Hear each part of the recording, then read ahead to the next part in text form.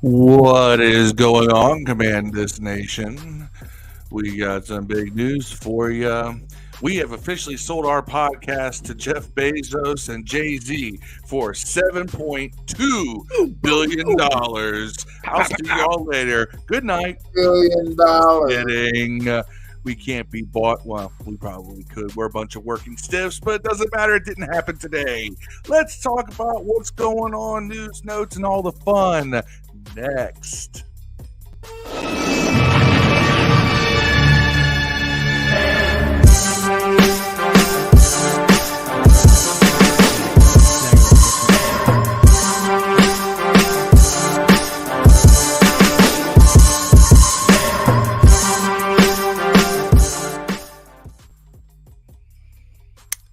Good evening, everyone, ladies and gentlemen, boys and girls. That was your boy Phil on the intro. I'm Steve. We got Dev. All music on the show is created by none other than our boy Dev in the bottom of the screen. Thank you for tuning in.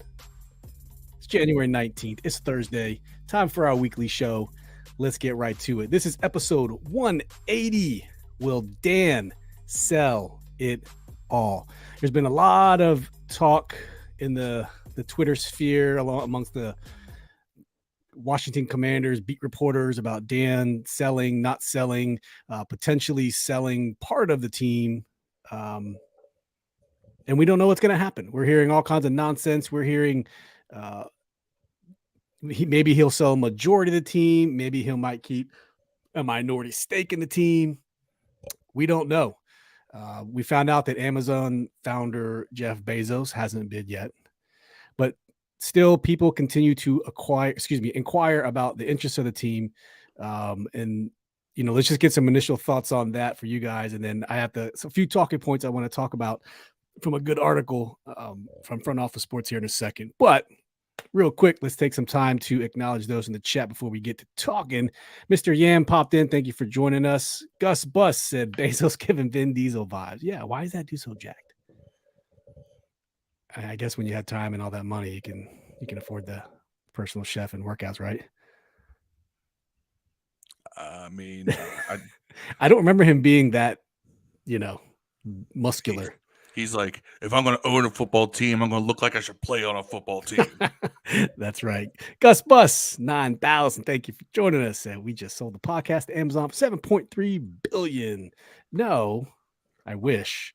Ryan Elias, Bezos really is. He really is. Shout out to you.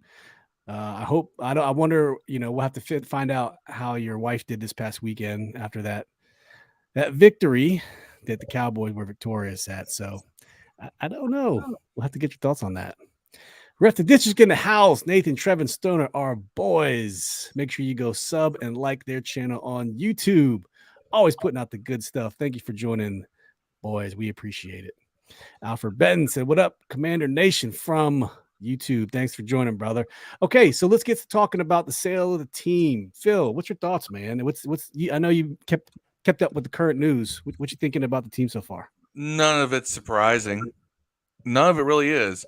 Bezos didn't put in an initial bid. He wants to see what these initial bids look like. None of the initial bids were over $7 billion, but I'm not surprised either because, again, this is the first round of bidding. This is a feeling out process between the various want-to-be owners. So, I mean, we know Byron Allen's in there. A couple other names we've seen bandied about are in there. And they're all around that, between $6 and $6.5 billion, which is still a good amount of money for this franchise. But my personal preference out of the ones that have been named, of course, I'm on that anybody but Bezos bandwagon. But I do like the idea of Byron Allen. I think the league likes the idea of Byron Allen. I don't know if they like it as much as possibly having Jay-Z as a part owner. But then again, I don't remember the Brooklyn Nets necessarily winning championships with Jay-Z as a minority owner of them either. So who knows? But I mean, we're so hungry for a winner down here. Jay-Z being part of this ownership group would people would go crazy, right? I would. I don't know. Well, yeah, I guess it'd be Jay-Z's triumphant return since his days of riding a Peter Pan bus down from New York to D.C. Those who know, you know. The Peter But Pan. 95 north and south. You can see it Yeah. all the time. he was on the Peter Pan bus. You were putting Peter Pan Up in your room. That's right. Ryan Elias says, let's just say I may have another baby in 9 months. Damn. Not me. You know what? The junkies, the sports junkies like to call those victory buns. That's right. Alfred Benton says, why doesn't the Snyder family want to sell to Bezos? Phil, you're probably a good person to answer that question. There's a couple reasons why, but one of the biggest ones is definitely political.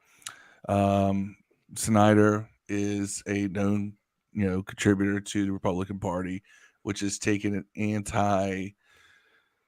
I'm going to use this term, and I'm using it just because it's their verbiage, an anti-globalist kind of stance. They're more nationalist, whereas Bezos has been very supportive of very globalist stuff, very, wanting to integrate all these different countries into the trade because it helps Amazon make more money.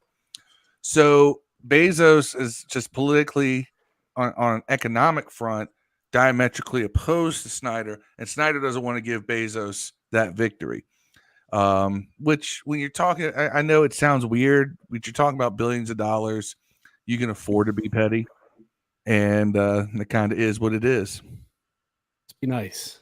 What about you, Dev? What's your opinion on this?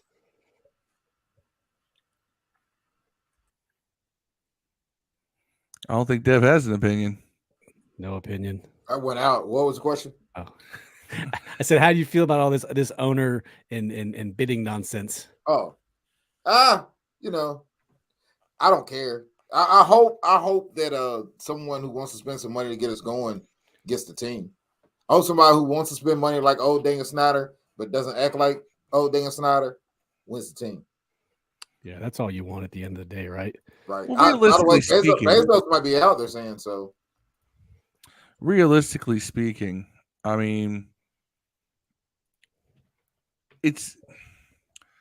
you want an owner that's going to be a positive force. I don't necessarily want an owner that's going to be a visible force. That's kind of my worry with Jeff Bezos. He's too visible. He's too big a name. I want an owner who's just going to quietly be a positive force. I don't need somebody who is the face of the franchise as an owner. I don't need that. We already did that for the last 20-some years. First and foremost, it was Dan Snyder and then the rest of the franchise, for better or for worse. Ref District also makes a point. Bezos owns the Washington Post. The Washington Post has spent, the past decade and a half just ripping into Dan. Yep. That's more of that pettiness coming out. But I think that there's also the political aspect of it too. I think that's a little bit bigger as well. But I mean, there's that too. Check out Gus Bus's scenario. What if Bezos lets Harris buy the team for $6.3 billion, then gives Harris $7.3 billion and a $1 billion flip? Man, that'd be the ultimate troll. Gotcha. Gotcha. If that happened, it's like, what are we doing? That's the same as let's do three. That's the same as people suggesting we do 3 rebrands in 4 years. Or like I was saying, it's a troll and he sells it to Tanya for $1.95, and then here we are. But yesterday on Ref the District, they had a great guest, AJ Perez. If you haven't seen it, go check out their show from yesterday.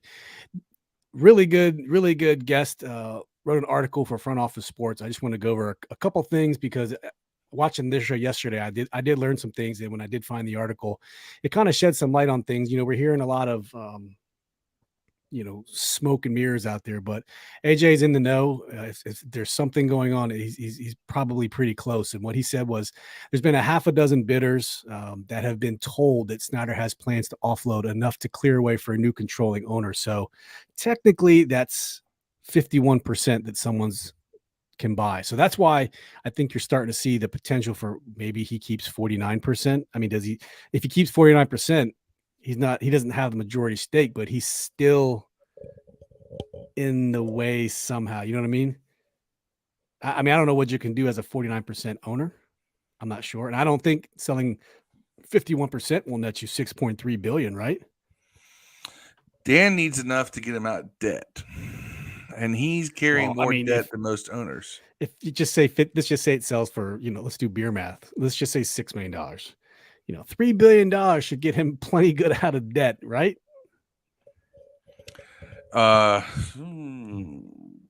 don't know how much debt. I mean, Dan's carrying significant. He's over that 30% mark. I know that. Well over that. They had to give him the debt waiver to buy out Fred Smith and all those guys. Yeah. So I don't know exactly how much debt he's carrying, but I imagine he doesn't want to just pay it off.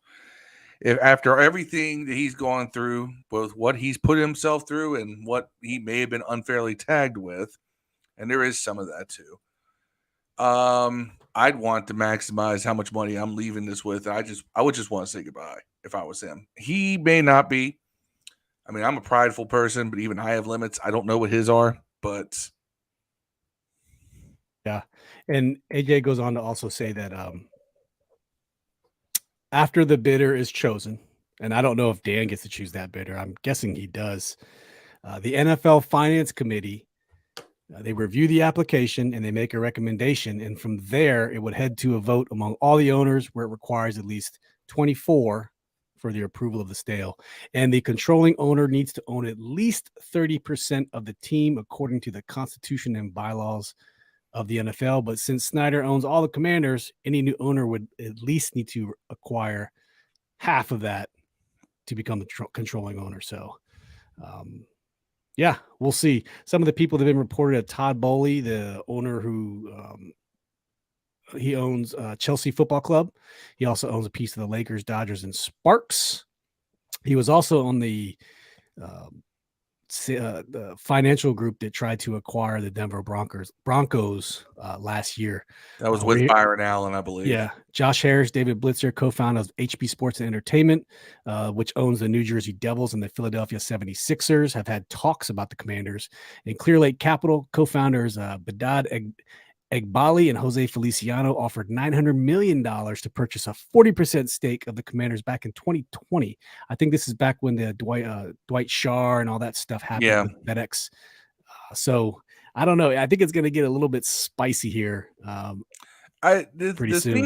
thing that's interesting, and I don't know how much this will play into it, but the Learners are getting underbid on selling the Nationals. They have not received any bids that are anywhere close to what they want for the team. I think they want $2 billion, and I think they've been getting offers of like 1.3 or something like that. I mean, it's pretty far off. Yeah. And that's what I don't know how much that would play into this because it's the same market. I know that the Learners and Ted Leonsis have just stopped talking because Leonsis won't budge. There's also that Orioles contract that kind of grazed the waters too. That Masson. And I think that's probably the biggest thing is thank you, Masson. Yeah. Peter Angelos. Good job by Peter Angelos. Peter Angelos, 20 years later, still screwing us. Yeah. The gift that keeps on giving. That's like Bruce Allen. Peter Angelos is a case of herpes that Baltimore cannot fix they could have all the Valtrex in the world. What's up, Marcus? Thanks for joining us. Make sure you go check out Marcus's Facebook group, Sports View 2. He says, "What up, fellas? Hope we can get an owner who will do the best thing for the team and put the right people who could make the organization successful." Alfred asks, "Do you think the new owner will change the name?" I don't think so. No, the those in the media who they were never going to get on board with any of the names. They're kind of pushing that narrative, but people spent money for years on Redskins gear. Some spent money on Washington football team gear. I went to FedEx Field 3 different times this year. People were spending money on Commanders gear. Me. How many times do you think you can milk this well until it runs dry of, hey, new name, new shit, before people go, no. How many times we had to go buy all brand new jerseys of our favorite players to replace the ones we had? I mean, great for the team. They'll continue to make money, but that's why I couldn't help it. I bought a lot of Washington football team stuff. I know you guys said it, Dev said it, you all said it. It's gonna end. So, but I still have a ton. I have more Washington football team gear than I do Commanders gear, which is crazy. Well, that's 2 years compared to 1. I know, and I really like the Washington football team name. I did too. I don't think the owner's going to change it. I think it's bland. That's like Kevin Sheehan says he just wants them to get rid of the name altogether, just brand themselves as Washington. And then he says, and let the fans come up with a nickname because they'll all just call them Skins. Probably. People still do. Doesn't matter. Yeah. One of the things I hated was when like SB Nation, when they decided to get on the we're not going to use the name anymore bandwagon. And you'd have all these team names, Panthers, Eagles, Cowboys, Giants, Washington. It just gave me a sick feeling. Well, the sports apps like Yahoo Sports and ESPN, they would say, you have like when you have scores like on an app, they would just say football team. It's like, seriously, football team. Yeah. Well, the team even said use Washington. Before they changed the name the first time, SB Nation and a couple other places just put Washington. Yeah, exactly. I'm like, we're not. It's not hard. Washingtons. They just wanted to be an asshole. They did. They do. And here's the thing. The Commander's name, no one was talking about changing the name when we were on a winning streak. That only came back up when we started losing again, which is proof that winning cures all. It does. It doesn't matter. Winning does cure all. Gus Bus says, I want the new owner to rebuild RFK and actually call it RFK and not sell the naming rights. Money talks, bro. I don't know. You know what? You're going to whoever buys this team is not buying it with pure cash. Okay, they're going to be incur some debt. There's going to be some expenses that come with running this team. Naming rights have a lot to do with it now, especially new stadium. Now, if you're smart, you got to build a new stadium. Where are you going to get that money? That's another $2 billion. Now, here's what you could do. And I thought about this the other day. You could call it like, I don't know.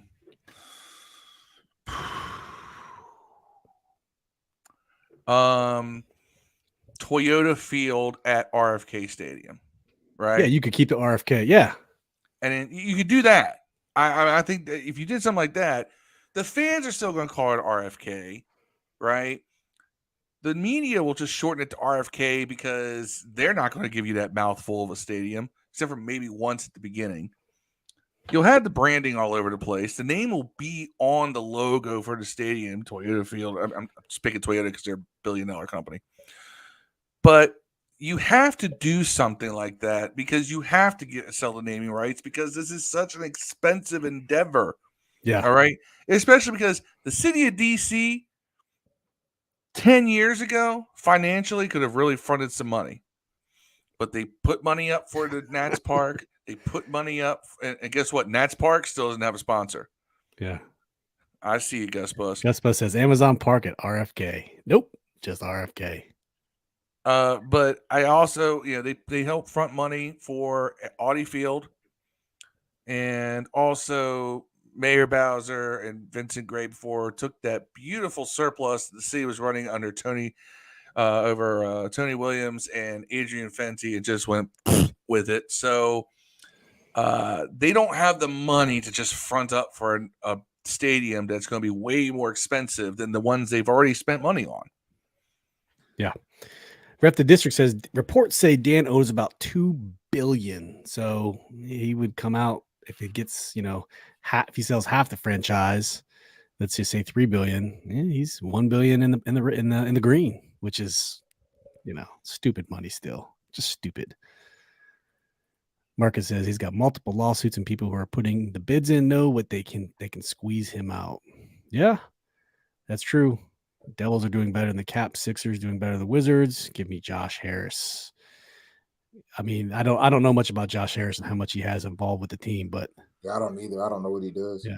Oscar Urbina from YouTube says I hope they at least get rid of the pig. You don't like Tutty?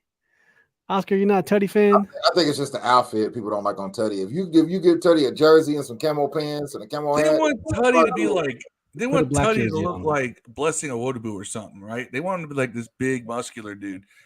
And I'm like, why? Yeah.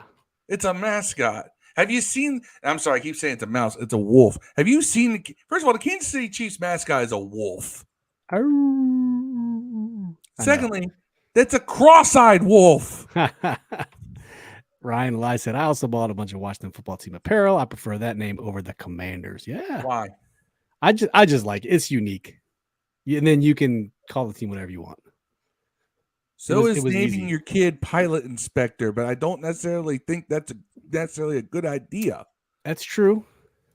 Although I don't mind Commander. At the end of the day, I don't care about the name. But if you were asking me to choose, I would have chose football team just because it was unique. By the way, I do know of somebody who named their kid Pilot Inspector. That's why I said geez. that. You know, Ryan says, y'all know who Jason Lee is? If you're a Kevin Smith fan, you know who Jason Lee is. Named his son Pilot Inspector. Do not. Oh, that poor kid. Poor kid. He's going to be living life. What's your poor kid? I think he's like Inspector? 20 now. His name is Pilot Inspector. Pilot Inspector Lee. Yeah, he's going to go through life like that. Ryan says, I miss going to RFK and I didn't go there for the Skins games, but I see the sad DC United games, but love that stadium. Been going since 96. Ryan, you got to get to Audi Field, man. The Defenders are coming back. I just ordered me a Defenders hat today. I'm excited. Excited. Gus says, even better don't know who Josh Hare's involvement. He was winning teams and isn't hands-on. Perfect combo. Yeah, it sounds like a perfect combo. That's what we need. Hey, real quick, we want to take a break to let you guys know that your boys here were picked up by the Pigskin Podcast Network. So that's our big announcement we have. We're also a partner with DraftKings. We'll get to an announcement later in the show. But yeah, it's pretty cool. They reached out, picked us up. So we'll be available on the Pigskin Podcast Network. Just a larger network of other football-related podcasts, some college, some football. So we hope to bring you some more content with some other members of that network. But yeah, we just wanted to put that out. We're proud to be part of a larger network of content creators for football in general. So stay tuned. We'll have more Pigskin Podcast Network content coming up. So appreciate everyone who watching.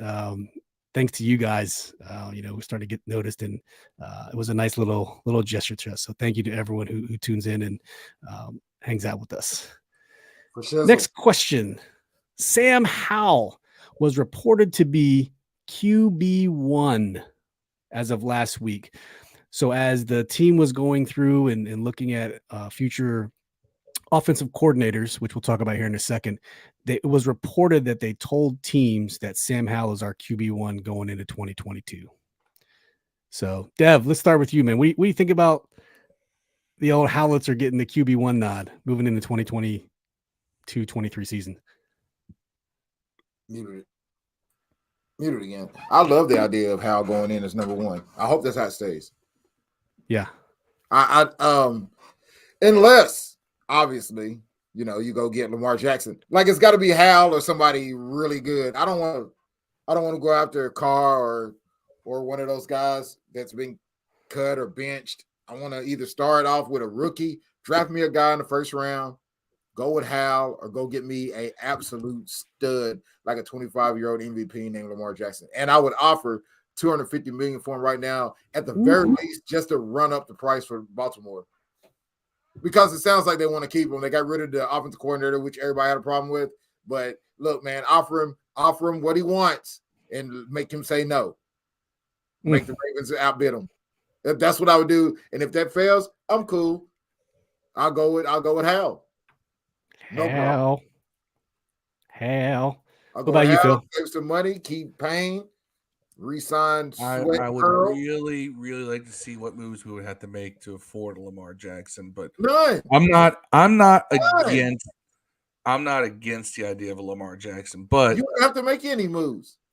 There's like $50-something million right there if you cut two players, one named Wentz, probably renegotiate Thomas and another, and Leno. You can renegotiate those. You got like $60 million right there. The cap went up $30 million. So to you, Deb, the thank you, Ryan. Thank you, Oscar. Thank you, Rep the District, for the congrats. Really appreciate it. So what you're saying is it's great that Howell is QB1, which is awesome. And the only exception for that not to be the case is if Lamar Jackson's on the table and you'd offer him $250 million. Now, if he's franchised, it's any 2 number first one round quarterback, picks. any bona fide Hall of, who cares? And that's what I was going to ask you. Right. Who would be the exception to take Sam Howell's place? We already said Lamar, right? Anybody else? Lamar or a rookie, like you can draft Herndon in a second round, and if you telling me he's going to be the guy next year with a new owner and probably new coach, I would still do that. I would still draft Herndon late in the first, trade back in, or get him in a second, because if Ron's gone, the new owner is going to want another quarterback too. If Ron's gone, it probably means that Howell's no good, because I have a hard time believing if Ron comes in and Howell gets us in the playoff and wins and does real well, that they'll just let everybody go. Yeah. Our boy Wole Kinso YouTube said should have been starting for that Texans game or after the bye. Yeah, that's a great point. I mean, that's hindsight. It is hindsight. It is hindsight. That's hindsight. You're right, we were in the middle of a playoff hunt. So you don't want to just make the quarterback switch after you just had switched quarterbacks. You don't want to do that again. Look, we don't know when Howell got ready. It could have been week 15 or 16 before it was like, okay, we might be able to put this kid in, because again, Carson Wentz is 30 years old. And he was struggling to pick up this offense, supposedly. So when I hear that Sam Howell was struggling to pick up the offense, I can believe that, especially because of the fact that a lot of players have said this is not an easy offense to pick up under Scott Turner. So I'm going to give benefit of the doubt that Howell maybe was just a little slower in his progression than some other rookies. But then again, look, the Chiefs sat Patrick Mahomes for a year, and it worked out well. Yeah. Sitting Sam Howell, letting him learn on the bench, letting him get a feel for it, and then you finally see that, hey, kid's been paying attention. Yeah, you go for it, and then see what happens. You see what happens with him. Lamar aside, because that's a whole other scenario, I like the idea of saying, you know what, Howell is QB1. That's who we're going with. It's already setting an early signal to these offensive coordinators. Barring some kind of weird miracle, we get someone who is clearly an elite quarterback. Yeah, I'll go. This is the guy. You're going to have to develop him further. You're going to have to tailor the offense to him. Right. Set it up right now. Let it be known. This keeps, and look, it helps Howell's confidence. It lets the team know there's some sort of certainty and some sort of plan. Everybody knows, okay, we're going into this offseason knowing who the quarterback's going to be week 1 of next season. Yeah. We know who it is. We haven't had that certainty this early in the offseason. Yeah, usually it's halfway through and this allows you to focus on building everything else around them. You develop the rookie, right? How do you help that rookie develop? Well, let's see. We shore up the offensive line. True. That would be a big one. Yeah. Improve some aspects of the defense so we can get more turnovers. You improve the defense, help you get more turnovers, more stops in opposing teams' territory, so you can give your new rookie or second-year quarterback now. You put him in advantageous situations to start with the ball on drives. Yeah, I mean, and shout out to our boy from the Urban Sports Scene. Go check him out on Twitter at Urban Sports Scene. Also, host of the All Burgundy and Gold Earthing. That's on Twitter, ABG_ERRRY thing. ABG Earthing. Thanks for tuning in. We appreciate you. Gus says Lamar ain't that reliable. No way I'm going after him at his price, Dev. That's like I mean, you say no way you go after him for this price. What's a 25-year-old MVP price, bro? Like, he's going to reset the market. He's younger than the quarterback for the University of Georgia Bulldogs, man. He's younger than Herbert. He's younger than Allen. You know what I'm saying? It doesn't make sense. So you'd rather pay a dude. I understand why you would go to Howell. If he's good, it's going to work out a lot better because he's going to make in 4th or 5th round, whatever he was picked in, money, and you'll be able to cut everybody else, and you'll be able to have all this cap space. That's an excellent choice. But I'm saying that should be your fallback. Is the dream medium. Go for it. If you're Ron, what else you got to lose? You're going to get fired next year anyways. Yeah. Go get home. A dude, man. Go get a dude you can hang your hat on, man. Lamar Jackson is being in the playoffs every unless year. they truly think, on the unless offense. they truly think they can hang their hat on Howell. Yeah. Yeah, I mean, I think Howell's going to be good, man. But is Howell going to be good next year in Ron's only year? Probably going to be able to coach it. Depends on who the offensive coordinator is. Depends if you get Maybe. somebody who's got a track You're record not going to get developing an offensive quarterbacks. coordinator. Only offensive coordinators you're going to get right now are ones that have been fired or guys that are looking for an opportunity to be up. None of those guys are good. Yeah. Oscar You says know, Howell's number one by default. No, hold on. Pat Shurmur has had success as an offensive coordinator. Everybody craps on him because he was a bad head coach. And if everybody craps on him, I don't want him here. Give me somebody nobody's crapping on. You know what I'm saying? Like, it's crazy. Like, okay. give me somebody. No one's crapped on Pep Hamilton. Well, get Pep Hamilton in. Where's he at right now? It develops quarterbacks. Where?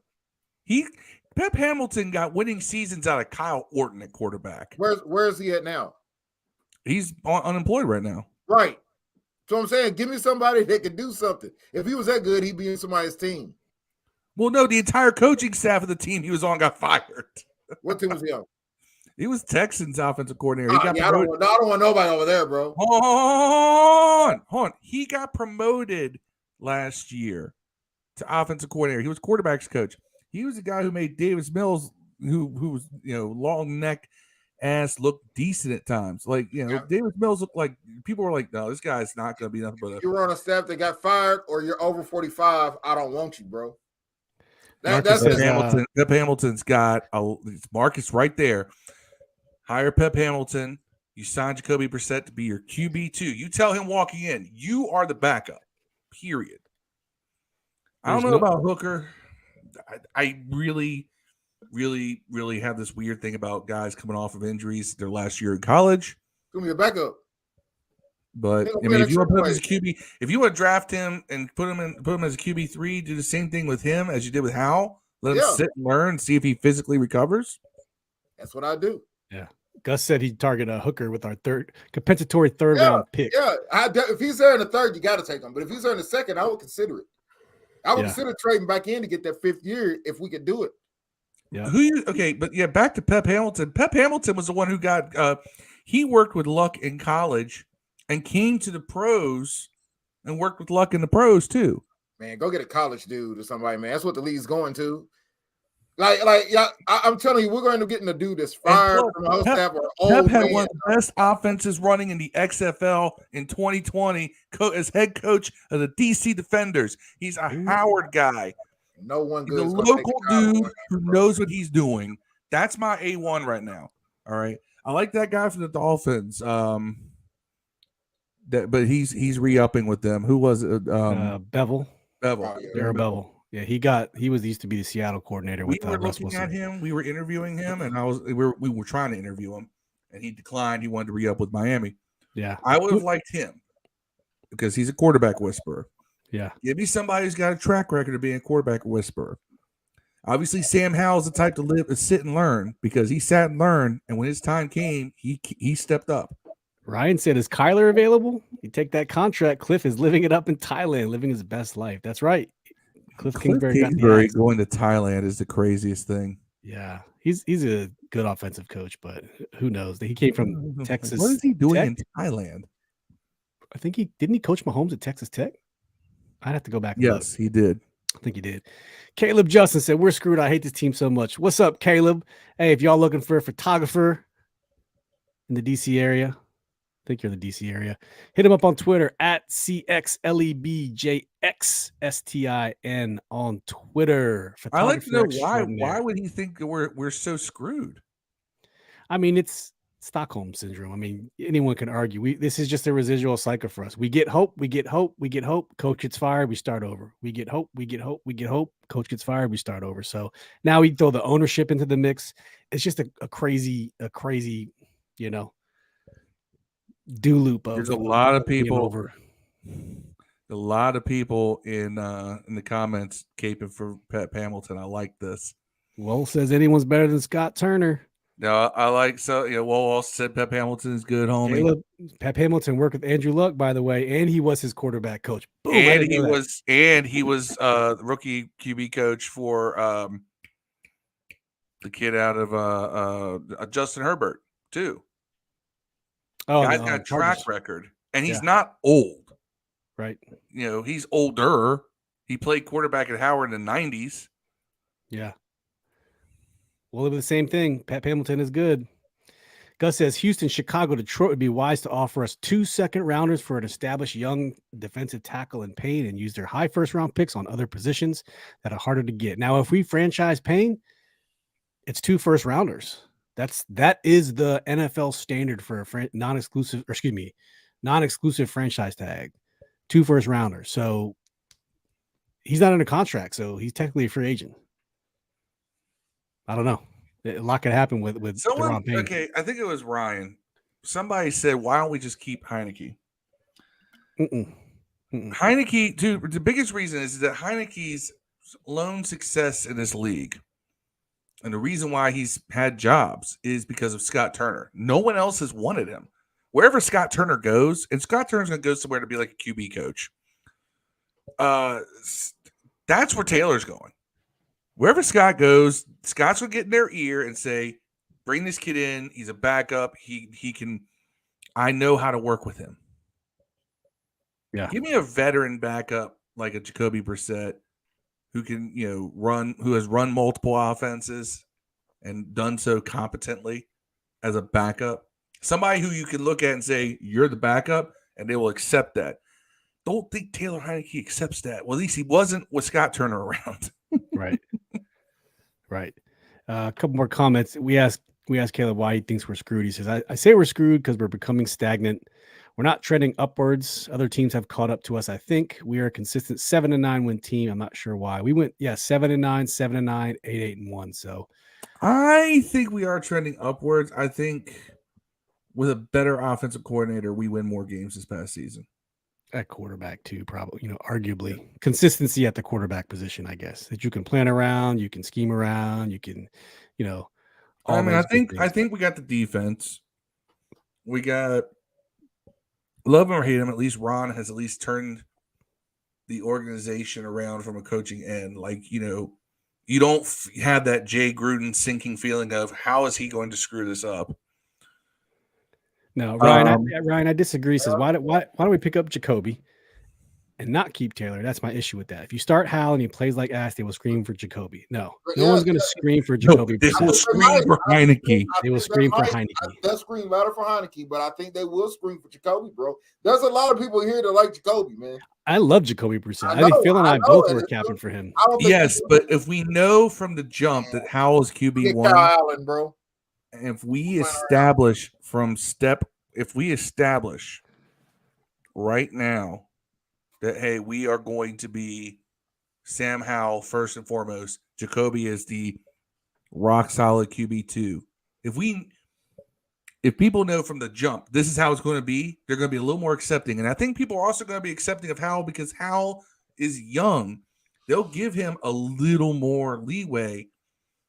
People gave Dwayne Haskins a lot of leeway his rookie year. I'll let Fromm play back up. They didn't let him give free. They didn't give him so much. They didn't give him so much leeway. Let Fromm play back up because nobody wants that guy in. I dropped Herndon in the second round or scoop back in the first late to get him.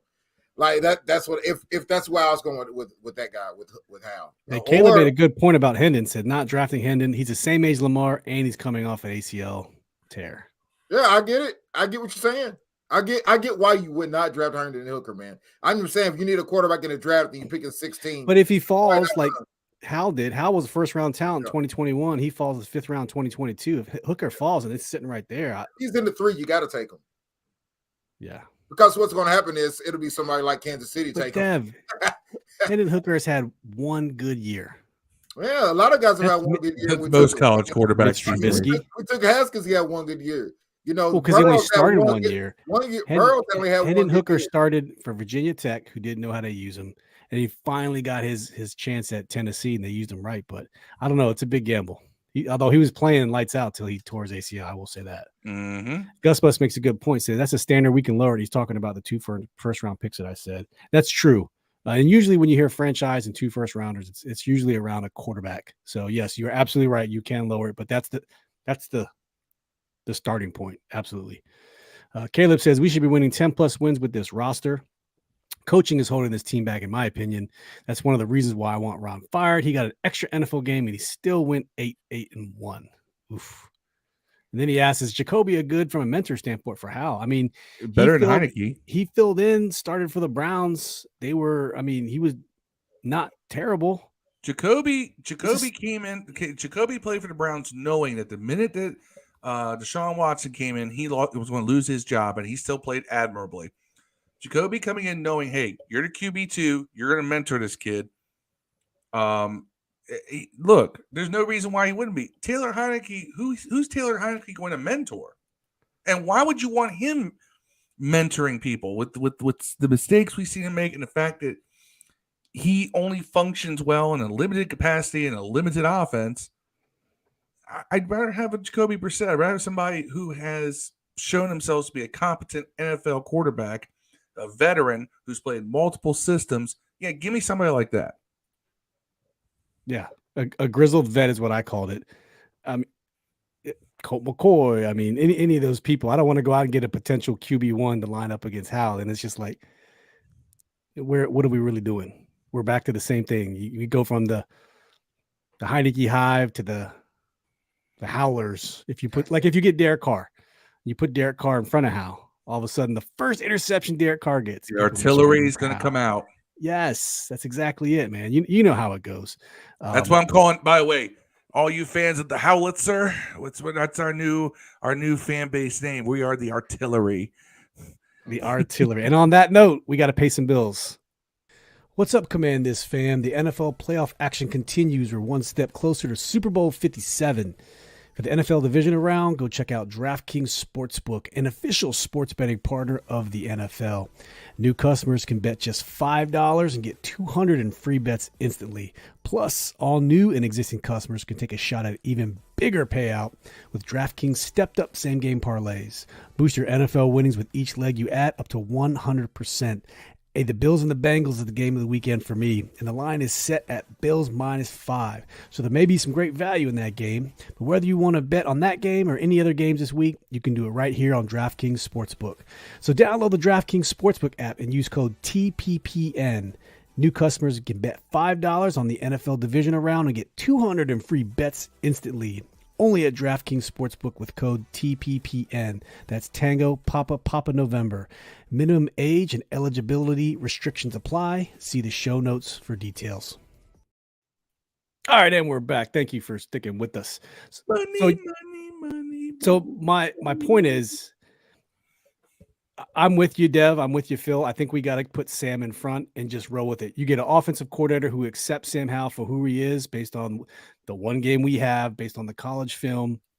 And then I guess my only concern, and I want to hear from people in the chat, is there a perception that maybe Ron is a lame duck coach? So you're not going to get that pedigree breed of OC that you're looking for.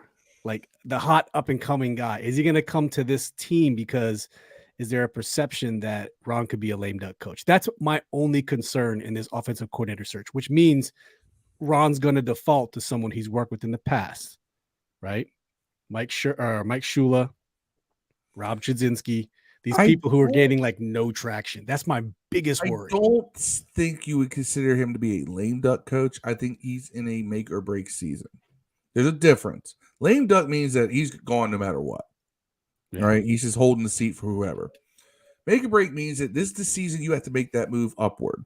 Now, if you can tell an offensive coordinator, hey, I think you're the guy who can help us get over the top, and then we can make a run out of this for the next few years. Right. That's how you guys sell it. Yeah. And let's get a winning tradition going and get you a contract. Yeah. Caleb says, I love Heineke. He's a great guy. Supportive as well, which he truly is. He's a good locker room guy. So is Carson. I'd want him to stay, but not be mad if he goes. And we posted this before, I don't know, weeks ago. I think Phil showed it that Spot Track has Heineke's potential market value next year as 19.4, 19.5, whatever. 19.8. It has gone up. He's going to get way more money. I think he's going to land somewhere around anywhere between 10 and 14 to be a fringe starter of a team that drafts a young rookie quarterback, and he's going to be the starting quarterback. I feel like he's going to go into the Tyrod Taylor role. Who else fits that role that kind of does Jacoby that. Brissett. Jacoby Brissett. Yes. 100%. I think that's where he's going in the future, which is not bad. You can make a lot of money doing that as a quarterback.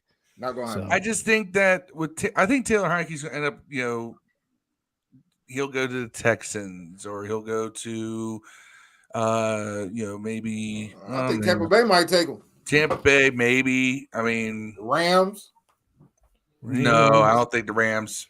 Honestly, I think the Rams. I think that the Rams are going to put Baker Mayfield's like an interesting guy to back up for the Rams, to back up Stafford. I think they feel like landed on Baker's going to something get a there. starting opportunity. At least it's a chance to compete. What if it's Baker and Taylor competing for a starting job somewhere? Think of the madness that's going to cause. Baker Mayfield and Taylor Heineke competing for a starting job. Marcus says Taylor Heineke only played in one system, which is Scott Turner's system, except for when he was on the Vikings, right? Was that Scott Turner's system? I don't think it was. And Tom Brady raves about how Jacoby Brissett's leadership and how he's in the locker room and how he can teach it to Sam Howell. Remember, Brissett was a Patriot. He was born in the Patriot system, so can't lose that. It was born in the darkness. You simply adapted it. I was Bane. Good pull. One of my favorite comments ever. Ryan says, with Duron Pay Me Payne, now a Pro Bowler, which that's also happened. He's taking Aaron Donald's place on the Pro Bowl roster. Do you franchise tag him and get those 2 first-round picks? If you can't, first you got to work out a long-term deal. Nobody's going to give you 2 first round Now, picks. Contract should always be the priority before franchising. But if I'm Duron Payne, I'm asking for the franchising, playing a year, and I'm getting more money next year. But it's a gamble. You can take a major injury, and then you're asked out. Now, speaking of OC candidates, the new rumor linking Eric Bieniemy as our new offensive coordinator Just came out today. Now, a lot of people have the question of why would he take a lateral move from Kansas City to here? He will have full control of the offense here. He shares, at best, play calling duties with Andy Reid. He shares offensive game planning with Andy Reid because Andy Reid's an offensive guy. Bieniemy, I think one of the things that's hurt him, it's 2 things that have hurt him. One, players, he has kind of a bad reputation with being with how he is towards players. That I don't think that helps. But he also hasn't been someone who's run his own offense. He's always been co-coaching the offense. I think that since he hasn't had those opportunities to interview for head coaching positions in a serious manner, I think he wants to take that like half step up to saying, this is going to be my offense. I will run this. I will make this happen. I will be successful. And then he can escalate to a head coaching position, which, by the way, may be here if in a couple of years if Ron leaves. Ron may retire, got a couple playoff wins, maybe Super Bowl under a belt. Who knows? Who knows? Maybe. And then Eric Bieniemy takes over. So I think it's an interesting concept. I don't think we're on the inside track on that one, but I could be wrong. But that's kind of the scenario I throw out there as to why he would make such a move. It makes sense. It helps with his future head coaching resume or potential head coach resume to say that I was successful outside of the umbrella of Andy Reid. Right. No, that's a good point. You make a good point. Oscar says, I think we just hire within and promote the quarterback's coach. I think the owner will clean house anyway. So the only in-house interview they had was Ken Zampese, who's been our quarterback's coach. That would probably be, that might be the, what's it called? The safety net for Ron. If no one wants to come here and they perceive that Ron only has a year, maybe 2 left, why would they waste their time? Ken Zampese could be the easy choice. In all honesty. Ken Zampese. Easy peasy, Ken Zampese. Corey Lott, YouTube. Thanks for joining us, brother. We appreciate you. Says he agreed with Oscar. So that's a good point. Marcus says, Oscar, because Ken Zampese is a better quarterback coach than offensive coordinator. That happens. We've seen that in the past. Very possible. You don't know. I don't really know. I haven't really gone back and evaluated Ken Zampese as an offensive coordinator. And then again, you can only take past track records so far. I mean, look, Yeah, Bill guess you never know. Belichick's last season with the Browns did not make it look like he was going to be a future Hall of Fame head coach anywhere. Yeah. And he turned that around. He's got to get the right situation with the right guys to make the right things happen. Yep. Per Nikki Javala, here are the people so far that are in the mix. It's Pat Shurmur. We talked about him, the former coach of the New York Giants. Ken Zampese, our current quarterbacks coach. He interviewed this past Wednesday. According to multiple people with knowledge of our plans, supposedly, the team has also requested to interview Eric Studsville, Miami's assistant head coach and running backs coach. And Charles London has been getting a lot of traction on the internet lately. He's the Falcons quarterbacks coach. Dolphins quarterback coach and passing game coordinator Darrell Bevel, which we talked about as well, but he's agreed to stay. And former Lions head coach Jim Caldwell declined an interview from the Commander. So Bevel and Jim Caldwell declined interviews.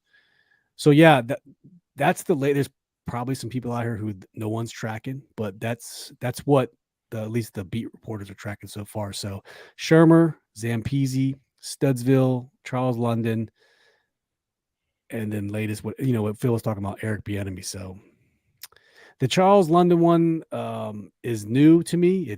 Like Marcus says, it intrigues me.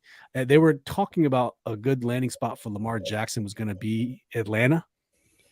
But now that Charles London is gone, I don't know if Atlanta is a good fit for Lamar Jackson. I don't know. Personally. Charles London is intriguing, especially because of the fact that he does have a history of working with he worked with Mariota, who I think is similar skill set to Howell. Mobile quarterback, can run options, can run RPO, things like that. Yeah, I hope that. And Mariota played better than we expected this past season for a while, at least, until Atlanta just completely fell off the map. So it's intriguing. It's definitely, it's somebody you want to interview. So, yeah. And finally, the last quick topic before we close it up here. It's been coming around that that Scott Turner didn't want Carson Wentz coming into the 2022 season. There was rumors flaring that the Commanders wanted Jimmy Garoppolo, but they had a shoulder concern.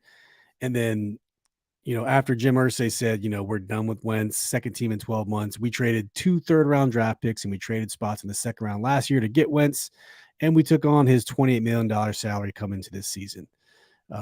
But all this was also after losing out on the Russell Wilson sweepstakes, if you guys remember that. But reports are coming out that Scott Turner didn't want Carson Wentz. And then shortly after all that happened, Scott Turner got a 2-year extension. So people are trying to deduce from the fact that did Scott Turner get a 2-year extension as a consolation prize for having to deal with Carson Wentz? Like, hey, listen, I know you wanted this guy, but we're going to go with Carson, and I know you feel bad, but here's a 2-year extension. We didn't get Matt Stafford. We didn't get Ryan Wilson. Fitzpatrick got retired in the second quarter of his first game with us. Dwayne Haskins didn't work out. Alex Smith was a peg leg. Are you really who do you really?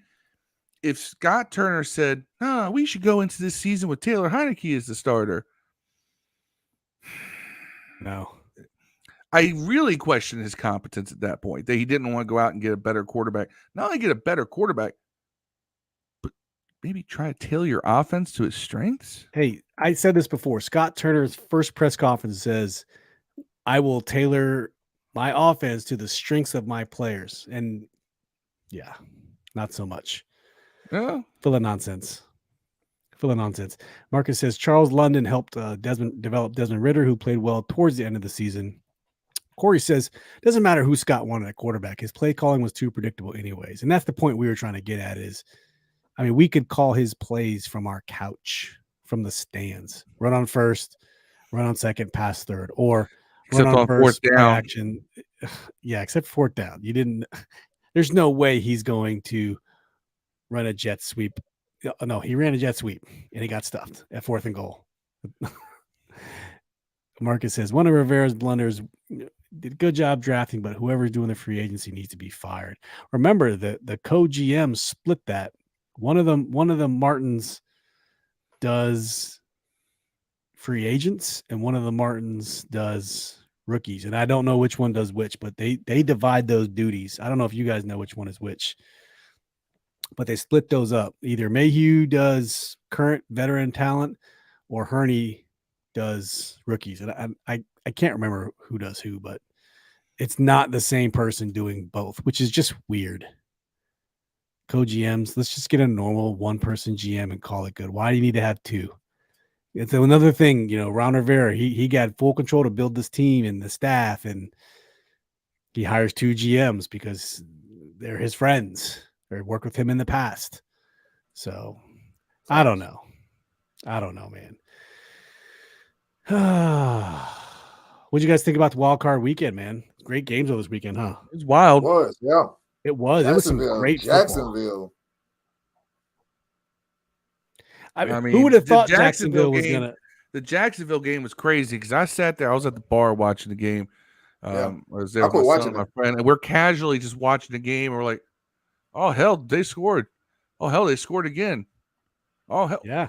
This is a game. Oh, it was so good. Wild card weekend is always the best weekend of football, man. Every single time. It was great. Seahawks and 49ers. I mean, Brock Purdy, 4 touchdowns, did a great job. Although I wanted to see Geno win, but it's the 49ers. I don't think anyone predicted they were going to win. Seahawks just couldn't keep up with it. Although the Seahawks, they scored 17 in the second quarter, and then they didn't score 6 points for the rest of the game. So Geno Smith, he's going to get paid. Took his team 9-8, first round exit in the wild card. They took our spot. I think they took the last spot that we were trying to get, right? They were the last wild card spot. And then Chargers and Jaguars. This game had Patriots, Falcons, Super Bowl written all over it. It was 27-0, 27-7 at one point. The game was over. People thought it was over. And next thing you know, and Trevor Lawrence threw 4 interceptions in the first quarter. 4. And next thing you know, the dude throws 4 touchdowns. They score 7 points in the second, 13 in the third, 11 in the fourth. And San Diego scores 3 points in the third. I mean, it was insane. And that's cool. It's just a cool story. But people are now talking about how bad, the Chargers offense is and how bad the Chargers defense is. And they don't know who to blame. The defense is great the first half, terrible second half. Offense was on fire the first half, did nothing the second half. So I don't know. I think the Chargers game was my favorite game to watch this past weekend. I don't know if you guys watched that game or not. It was entertaining for sure. Dolphins and Bills, 34-31. 34-31 Dolphins. Dolphins Bills was a lot closer than I expected. With a backup rookie quarterback. Third string.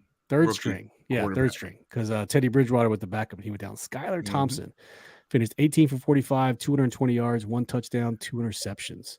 By the way, to answer the question from earlier about who handles what for our front office, Marty Herney is the executive vice president of player personnel. He handles free agency. Martin Mayhew handles the draft. That's how it's split. So Martin Mayhew's draft. Okay. Martin Mayhew handles the draft. Ryan said, I said it's the last 3 podcasts. Anthony Richardson, 3rd or 4th.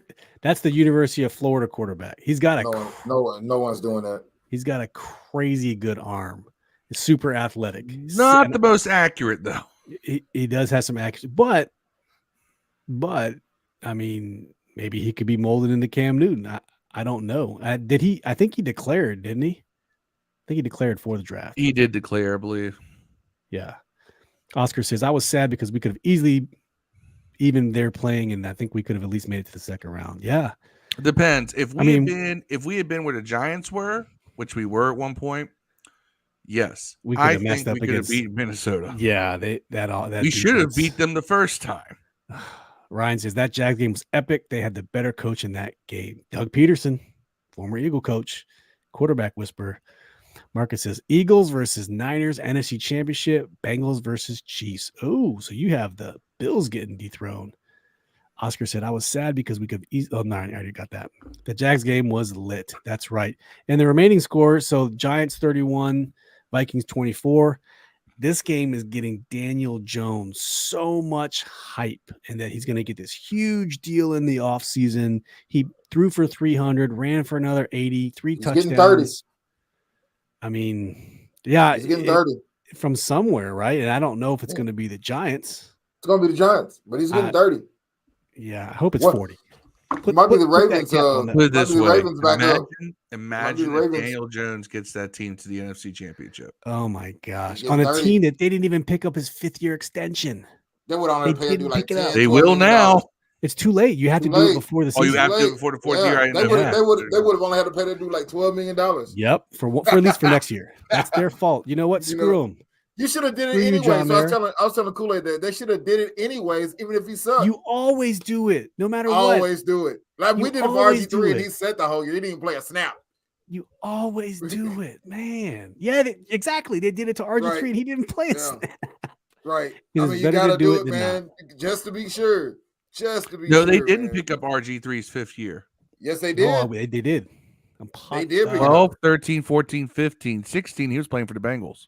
No, he was here, but he wasn't playing. The Browns. He was here, but he wasn't playing. They probably picked him up and cut him, I think. But you picked it up as a safety net. I think they picked it up, man. It was like they might have cut him then. They may have just cut him. Yeah. You always pick him up. I don't know.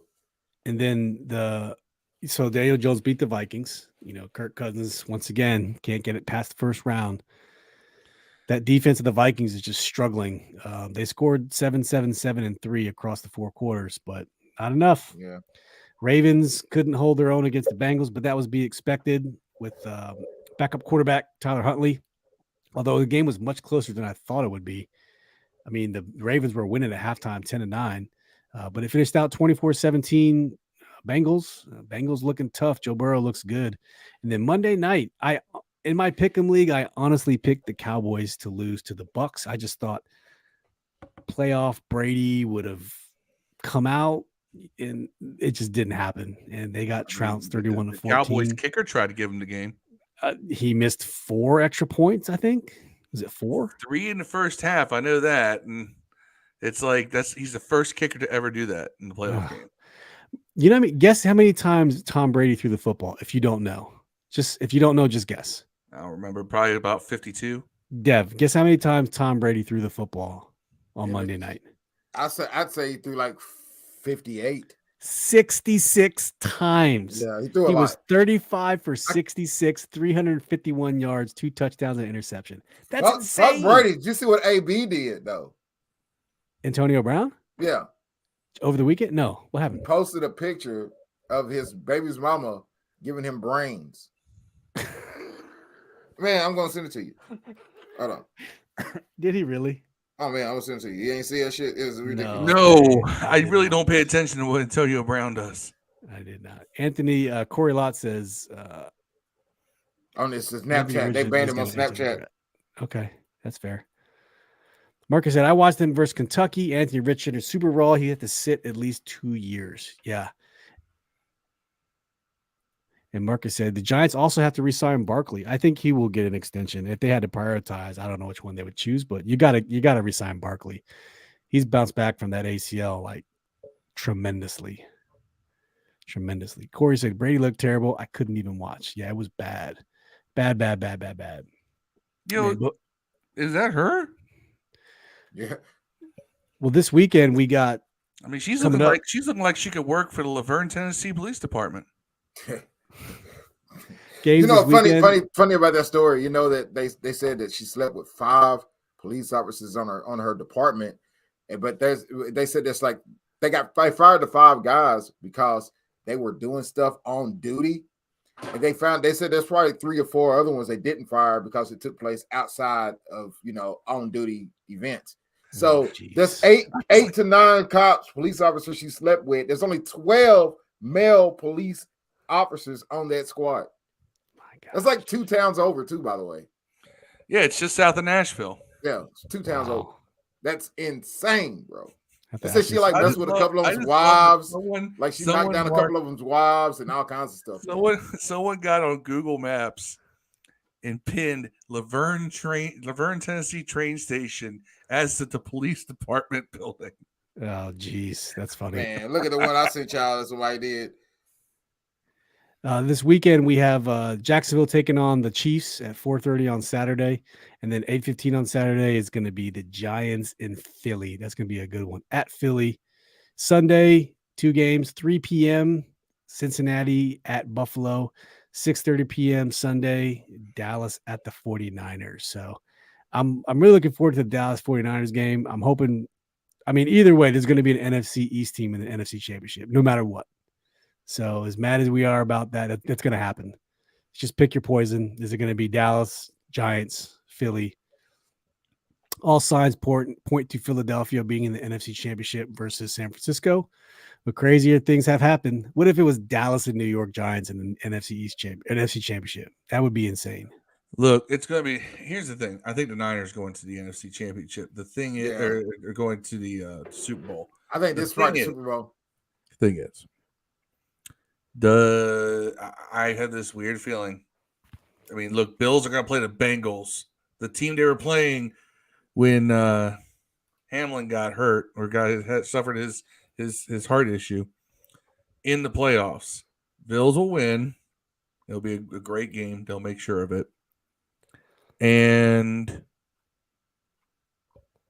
they'll play the Chiefs because the Chiefs are going to go. And then they'll find a way to put the Bills in the Super Bowl.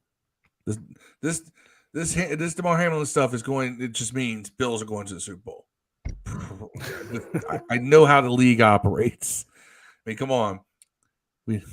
Every time something like this happens, they'll find a way. You know, they would have probably had New Orleans go to the Super Bowl right after Katrina, but New Orleans was so bad that just wasn't going to happen for a couple of years. No, they went in 2006 after Katrina.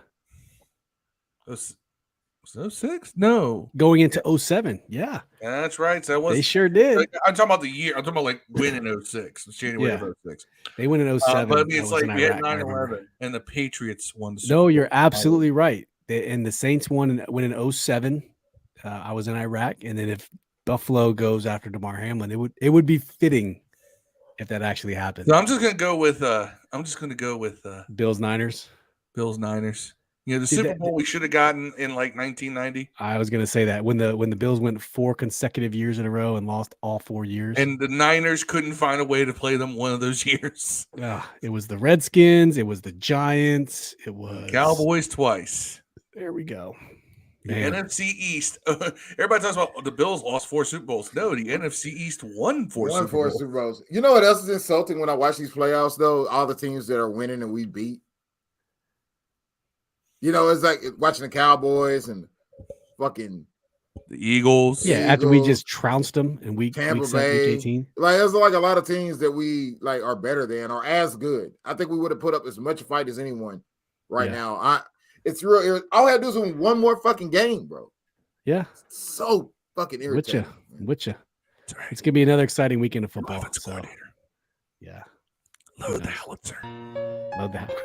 I can name a couple of bad calls, you know, like the going forward against the Vikings, going for 2. You know, that we can take back. You know what I'm saying? Like, there's a lot of bad. Sorry. Running Curtis Samuel on 4th and goal. As always. Running quarterback sneaks anytime with Heineke. Ryan says, I hate to say it, but Brock Purdy is due for a bad game, and if the Cowboys play like they did, they'll win. That's what I'm saying. Like the Brock Purdy pixie dust. I hate to say pixie dust. He hasn't played a bad game yet. Well, I don't think it's him. I don't think it's going to be on him. I think that the Cowboys are a team that can score points. Not that they will, but they're a team that can score points. But at the same time, the Cowboys can't think that this is the team they played in the first round. That team shouldn't have been in the playoffs. Like, Tampa Bay wasn't better than us. Yeah. Honestly, let's just be real. Like, Tampa Bay wasn't a good team, man. So them playing San Fran, there's a lot to worry about. That defense is a whole nother level. You know what I'm saying? They're a whole nother level than Tampa Bay's. but Dallas's is too. So we'll see, man. I think but that, Dallas is banged up, man. They're Dallas banged is up. banged up pretty good, man. Dak throws a lot of turnovers, not against Tampa Bay, but here lately he's been a turnover machine. I like to see what he does with that San Francisco defense breathing down his neck is going to be a lot different heat coming off that edge than it was, Tampa Bay. Right. I still can't understand how Tampa Bay, like, they were basically, Dallas runs duos the whole game, man. Like, that's how they run. So they, like, double team your interior linemen to make sure your outside guys can't get there and leave it up to your linebackers to make tackles. And that's, like, Tampa Bay's strength. And they still couldn't make, like, White was getting destroyed. If you watch the game, White was getting destroyed at middle linebacker, man. He was getting destroyed. Yeah. He was picking the wrong hole every time. We'll see, man. We will see. I hope they do it. Yeah, go. Who is it? Who they playing against again? Dallas 49ers. Yeah, Cincinnati, go 49ers. Buffalo. Yeah, go 49ers. Oscar says the NFL's turning kind of WWE-ish for me now. The storylines, if they play true, it's, it sells tickets. It makes for good ratings. And they said that it's an entertainment. They are an entertainment company. So Vince McMahon said that shit back in like '89 to avoid paying taxes to the state of New Jersey. We're not pro wrestling. We are sports entertainment. Yeah. Marcus says Washington was the only team to beat Philadelphia and Dallas at full strength. Later, fellas. Yeah, thank you for tuning in, Marcus. Outlaw King 757. What's up, fellas? Hey, thank you for joining. Better late than never. We're getting ready to wrap it up here, but thank you for tuning in. We really appreciate you. All right. That's it. That's a wrap. You guys got any shout outs? Shout out to DraftKings. Shout out to DraftKings and shout out to me. This past Tuesday was my big 4-0. Old ass hag, man. You're a hussy, man. I have to call you old people's names. You're a hussy and a harlot. Don't know. What other old ass names can we call you? I've never Jezebel. been called you the old fart words You're ever in old my fart. life. You're a Jezebel. Geriatric. Damn. 40 years old. Are you in the 40 range, Steve? I'm 42. I just turned 42. The Asians age like black folks. Good skin. But no hair. It's all right. Like Saturday night, I'll be like a dolphin. Like making love to a dolphin. The last you don't want these 40. Here come the problems, man. I'm telling you, 40 sucks, man. You guys start getting telescopes put up your dick hole, the fingers in your butt, like all kinds of crazy doing stuff so good. Over 40, man. Hey, it's what y'all signed up for, TPPN. That's right. What y'all signed up for. Definitely. Y'all gotta. Yeah. It sucks at 40. Your eyesight goes down. It's all dick stuff from now on, bro. Oh, my eyesight's been gone my entire life. That's cool. All right. Happy birthday to Phil, the big 40. Hopefully we can celebrate this weekend. Saturday you night. might be 40, but that penis is gonna be 50. Mine will be 18 forever, buddy. Chris McDaniel, thanks for joining, 22, man. That's when you get it right. Isn't that what Eddie Murphy said? 21, 22. That's when you figure it out. Man. Yep. Corey Lotz, shout out to Commanders Podcast and happy born day, Phil. That's right. And shout out to everyone who joined us tonight. Corey, Oscar, Chris, Outlaw King, Marcus, Ryan, Ref the District, Caleb, Gus Bus, Wole, all burgundy and gold, everything. Yeah, made it stopping at the early drive by. Alfred Bitten, Ryan, thank you for tuning in. We really appreciate you. All right, this is it. This is a wrap for us. This is episode 180, and don't forget, this episode will also be available on all of your favorite audio podcast platforms: Apple, Google, Spotify, iHeart, all the ones. It's out there. It will be uploaded here in probably 10 minutes after this show ends. So if you want to catch it on the replay, please do. But we appreciate you tuning in. We love you guys. We'll be back next week for some more content. We'll do some wrap-ups, and who knows, maybe we'll have some offensive coordinator solidification by then to talk about. So we'll see. All right, fellas. We shall see. As always, peace and hail. We out. Out.